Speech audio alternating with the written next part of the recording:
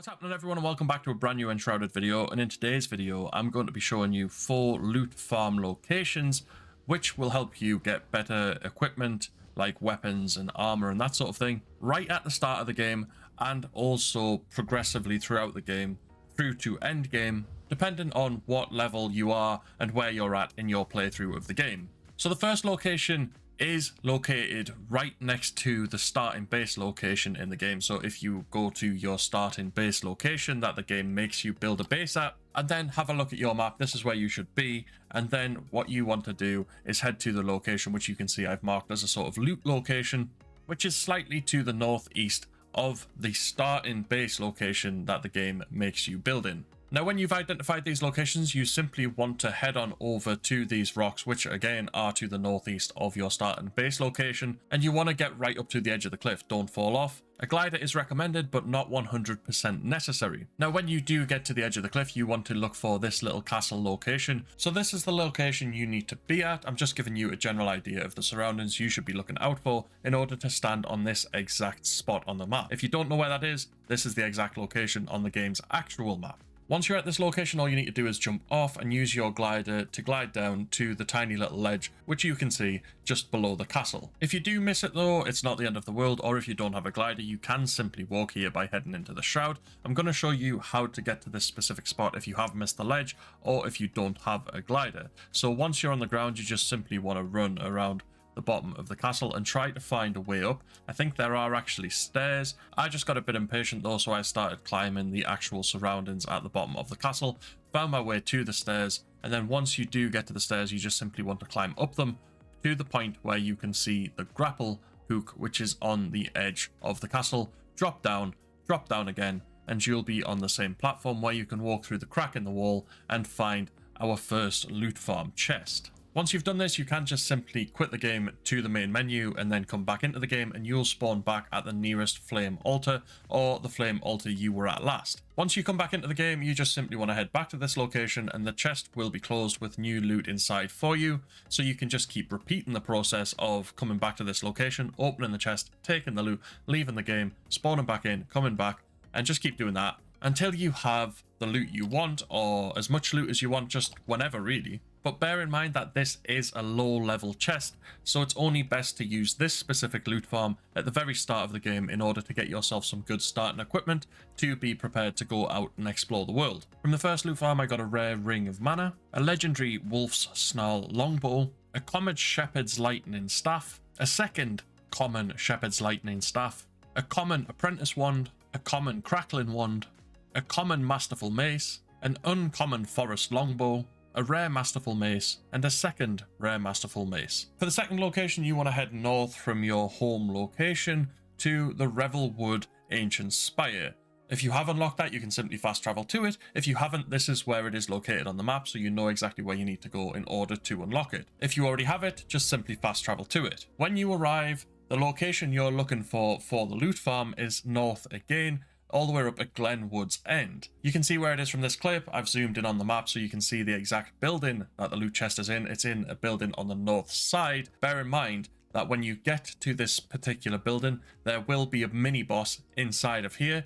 There isn't any more simply because I defeated it and then put a flame altar in there to stop any enemies spawning. And this is where the chest is located, just on the far side of the room. It's not difficult to get to. From the second loot farm, I got a common warrior helmet, a rare Masterful mace, a common wizard chest armor, a common archer's trousers armor, an epic frozen core wand, an epic wolf pack axe, a rare apprentice wand, a rare elder's staff, an epic root staff, and a common metal star mace. Now, the third location is a little bit more difficult to get to since you have to have a flame level of 5. It's all the way in the east, and it is Kindlewaste's Ancient Spire. If you don't know where it is, this is where it is on the map. If you do know where it is and you already have it, simply fast travel to it.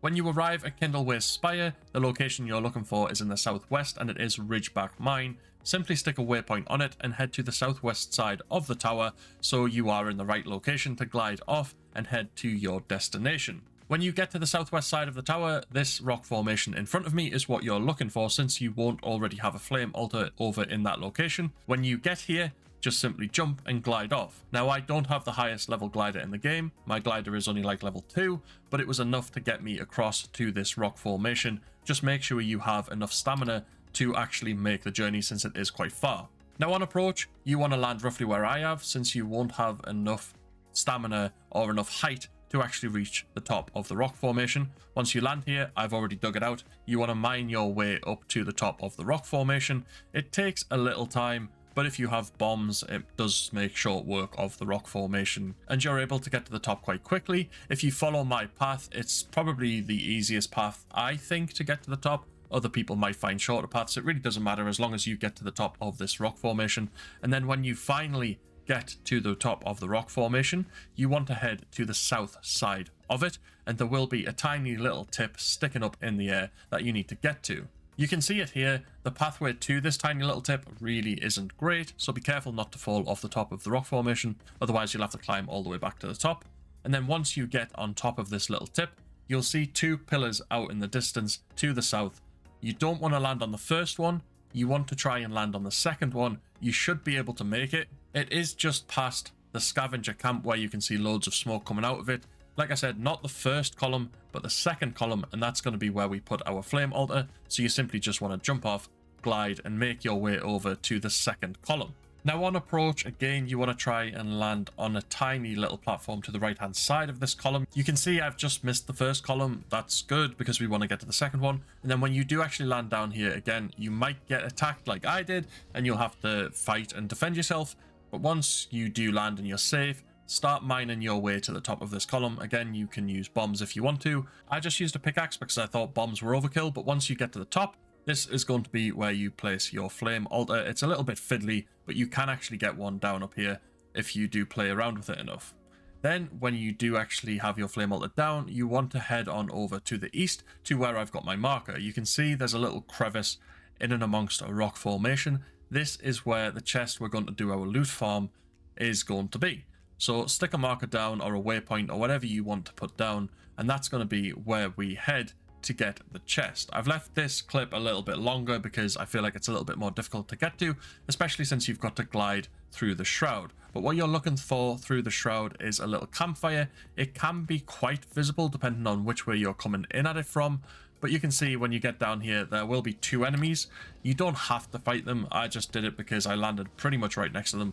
But if you know exactly where the chest is, you can time it and land perfectly where you land right on top of the chest pretty much, and you can open it, take out the loot, and quit the game to come back in to do the loot farm over and over. From the third loot farm, I got a common Gloom Monarch chestplate, an epic Rotwood melee weapon, some common Hawk trousers, a legendary Enflamed sword, common Hawk gloves, a common Hawk helmet, a legendary Tainted axe, a common Hawk chest, a legendary Rotblood melee weapon, and common Spellbinder boots. For the final loot farm from your home or base location, you want to head off to the east again.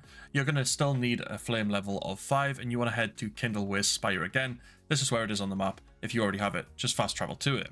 When you get to the spire, this is going to be where you want to go. It is the Sun Temple off to the east/northeast of the Kindlewaste's Ancient Spire. When you get to the northeast corner of Kindlewaste's Ancient Spire, just above my hat, you'll see some form of sandstone type bridge or temple or something like that. And that's going to be where you want to glide down to. So just simply do as I'm doing and head on down to that particular location. There are enemies at this location just on this side of the bridge, but you can pass them quite easily if you glide past them and then just cross the bridge. They don't really trouble you at all.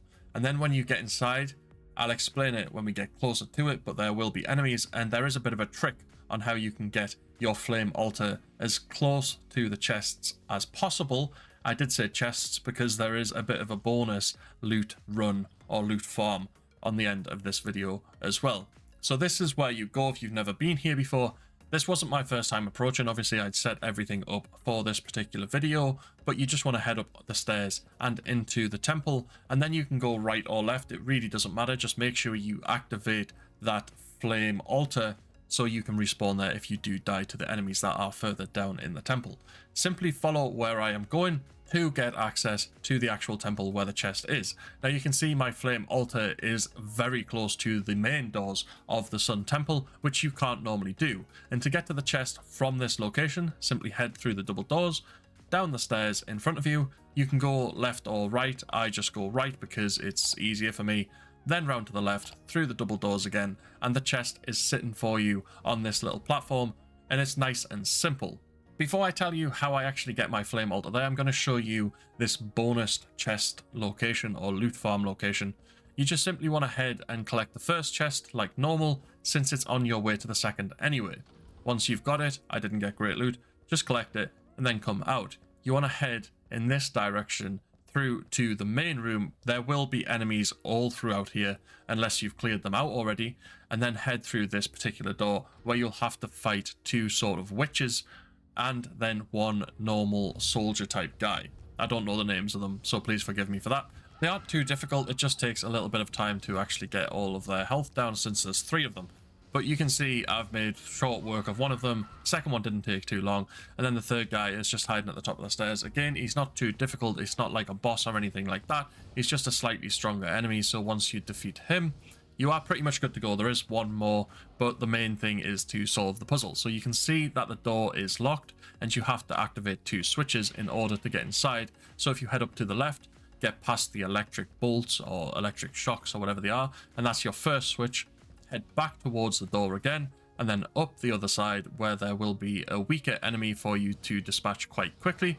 Head to the end of this corridor, and then your second switch will be there. Once you've activated both of them, the door will be open, so it's simple. Head back there and just go inside. Inside of there are no enemies that I know of. I didn't have any bother anyway. You walk to the end of the corridor and then get the last chest, which is on the platform again.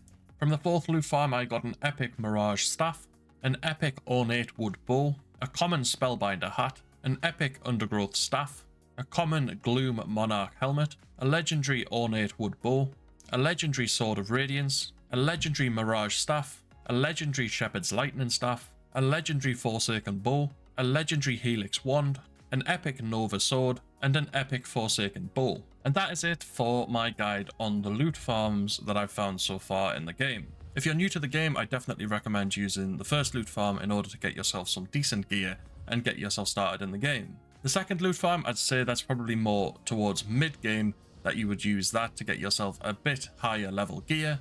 And the third loot farm will give you close to max level gear, and then the last loot farm will give you the highest level gear.